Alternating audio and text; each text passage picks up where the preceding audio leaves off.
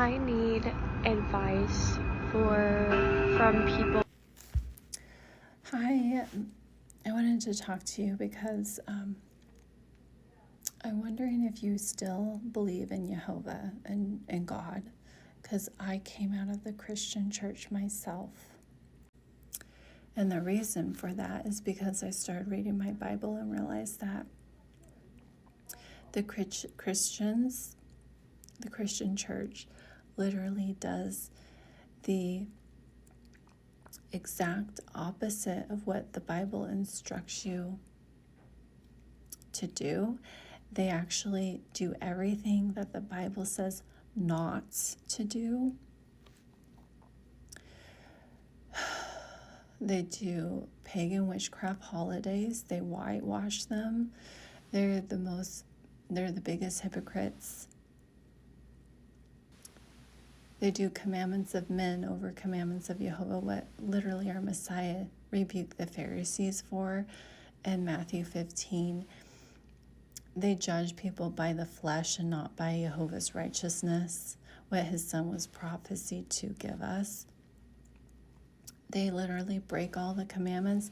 They literally, Matthew 5, have destroyed the law and the prophets in the Bible. And then they say that they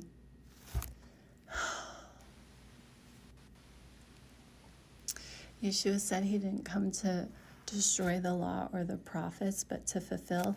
And they repeat that verse, right? But then they literally destroy the prophets and the law because they fulfilled Jude chapter 1, verse 4.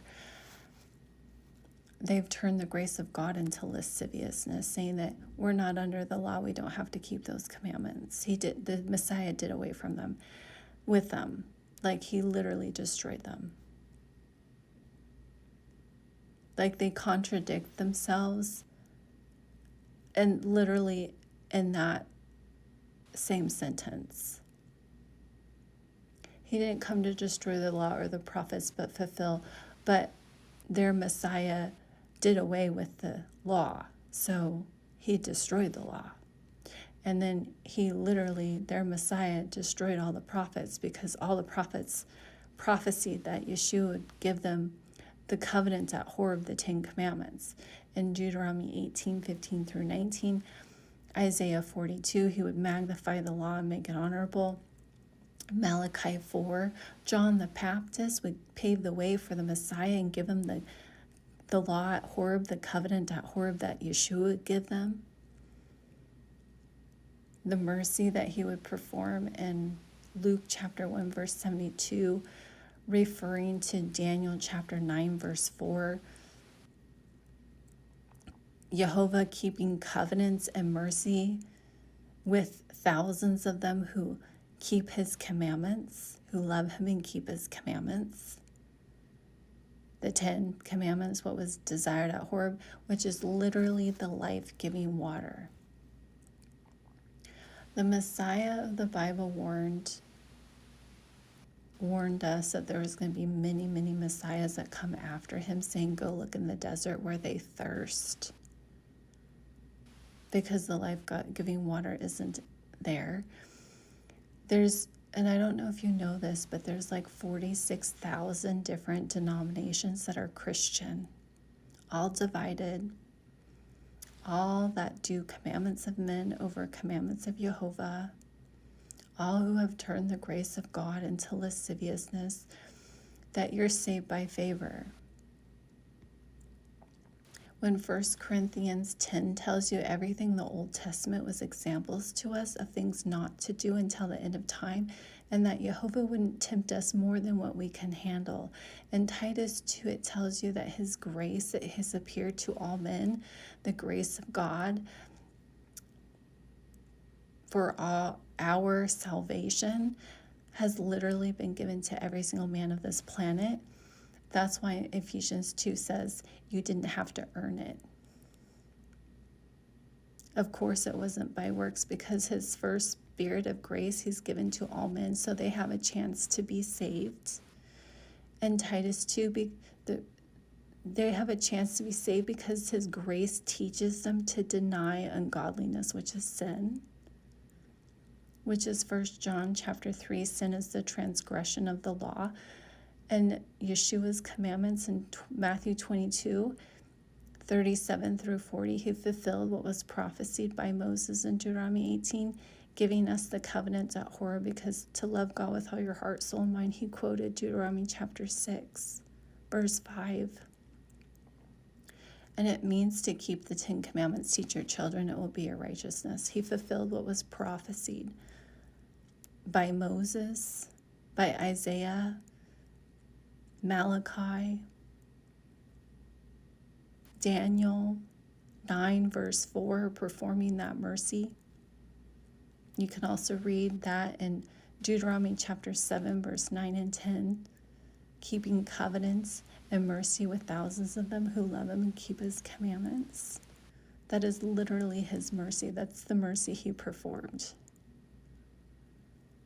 And they've nailed it to the stake along with the handwriting of ordinances that Moses wrote in Deuteronomy 31, the sacrificial law that was a witness against them because they transgressed after Horeb at Mount Sinai with the golden calf.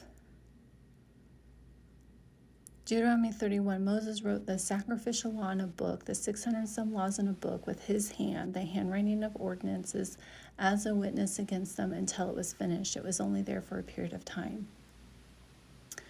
That's why Galatians 3:19 says, serve the law, the sacrificial law. It was added because of transgression until the seed should come, until Yeshua came to give them the life-giving water in Exodus 17, what they thirsted for. When did they thirst? They thirsted at the rock of Horeb in Exodus 17. That's the parable of the life-giving water. And Deuteronomy 4 through 5 tells you what was given at Horeb in the day of the assembly. The 10 commandments. The life-giving water. That's why the many messiahs that came after him, the false messiahs in the name Jesus Christ, he warned you in John 5, verse 42 and 43, I know you don't have the love of God in you. I came in my Father's name and you receive me not, but there's going to be one that comes in his own name that you're going to receive. That is all that's Jesus. It's a transliterated name. It's not even his true English name. You can find his English name in Zechariah 3, Joshua, high priest Joshua. He had the same name as Joshua, son of Nun, in the Old Testament. If you look up Joshua, son of Nun, it's Yahushua, Jehovah's salvation. Yeshua is short, it means salvation.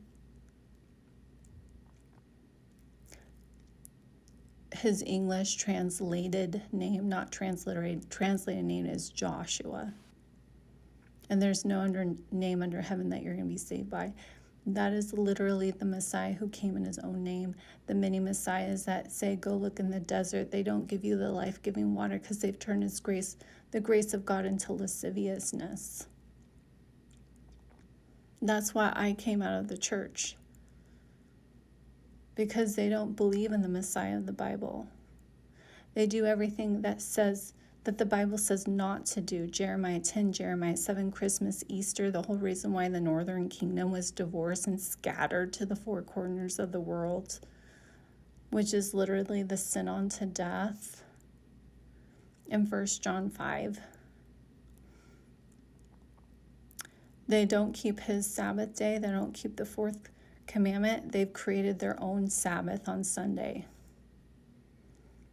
They lied to the people and said he rose on Sunday. He never rose on Sunday. You can read Matthew 28 at the end of Sabbath, before it dawned for the first day of the week, Sunday, he had already risen.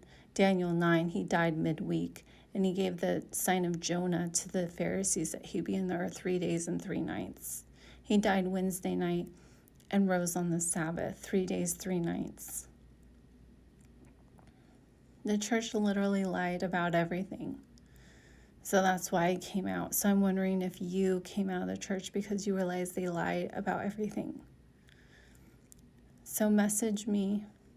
I love to talk to you.